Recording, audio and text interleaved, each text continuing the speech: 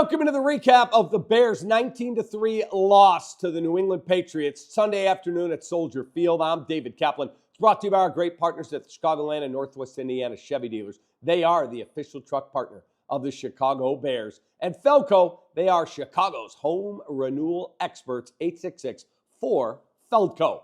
Folks, if that isn't a fireable offense of watching that game, then I don't know what Chicago Bears management needs to move on from an incompetent, in-over-his-head football coach.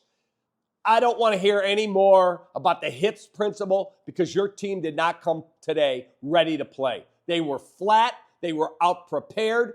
Jerod Mayo, that dude did a hell of a job as their head coach. He's a defensive guy. And guess what? 9 times they sacked Caleb Williams. 9 freaking sacks. Let me first say this. The fact that Caleb Williams was still in the game with 2:17 to go, having been sacked 7 times, and then takes 2 more hard hits, sacked again, 8 and 9, that in and of itself is fireable. The fact that that team took the field looking as unprepared as they did, combined with not a good performance from Caleb, the offensive line is an absolute train wreck. And during the game, you lose Tevin Jenkins. You don't dress Nate Davis because supposedly he has a back injury, whatever. And then both your starting tackles are out. And guess what?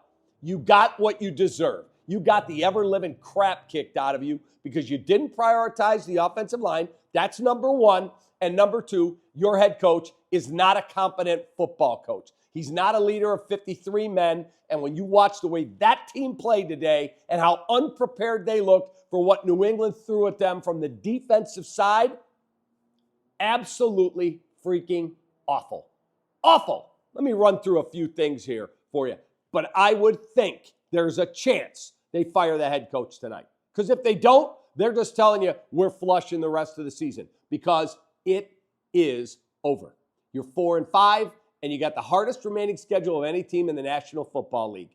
That's right. The toughest schedule left belongs to the Bears. They are done. Finished, game, set, match. It's a freaking joke. Player of the game from Apt ABT. I'm giving it to Jerod Mayo. As I said, 9 sacks. They kept walking guys up to the line. And you could look and go, uh-oh, who's going to block that dude? Bam! Hit Caleb again. Bam! Hit Caleb again. 9 sacks. A freaking train wreck. Use this code, Kaplan25. If you're going to go to Apt, it's an awesome store. Buy something. They'll knock $25 off with that code as long as you spend $150 or more. Our Chicagoland Chevy dealers drive of the game, the only touchdown. And it effectively ended the football game. It was a 3-3 game. And then Drake May orchestrates a 10-play, 70-yard, 5-minute, 31-second drive. Made a poke, 10-3, ball game freaking over. This coach is so far in over his head. And if they run him back out there again, it tells you all you need to know about the prioritizing of winning in Lake Forest, Illinois. Here's what I would do. I would fire him tonight. Shane Waldron, you're fired as well. I posted a YouTube short earlier today at halftime. I would not have let him call the plays in the second half. He's obviously lousy at his job. Lousy. You're going to leave him out there when you have no chance of winning? None? What are they doing? On top of all of that, I would think if you fired Eberflus, you fired Waldron, next week, I would think the fans would be behind the team when the Packers take the field. I do. I think people will be like, hella frickin' Luya, let's go. He has got to be done today. That's just a fact. I'm just being honest, folks. This is not personal. It's freaking business. And as a Bears fan, I'm so freaking pissed that I spend my Sunday watching, in my opinion, the worst Bears game I've ever watched. The worst. Because we came into the season, all of us, with high hopes. I'm not talking about a team that was tanking that got blown off the field. Those are no fun. This team with the schedule they started with, and that's what we watched. And I'm watching Drake May right now, giggling, laughing in the interview, jogging off the field all fired up. That is a train wreck that falls at the feet of upper management and the head coach who is in over his freaking head. It's a joke what that guy has done to this football team. Absolutely horrible. There's talent on that team. 1,000% that roster has more talent than to get embarrassed like they're getting embarrassed right now. Dr. Pepper play of the game, it's the 9 sacks. I said that right. 9 sacks of Caleb Williams, brought to you by our friends at Dr. Pepper. Go into a local McDonald's and get a Dr. Pepper with your lunch tomorrow. First time the Bears, how about this? Listen to this stat. 4 seasons, heating, air conditioning, plumbing, and electric stat of the game. First time the Bears have allowed 6 or more sacks in consecutive games since 1993. 1993. Here's another 4-season stat for you today.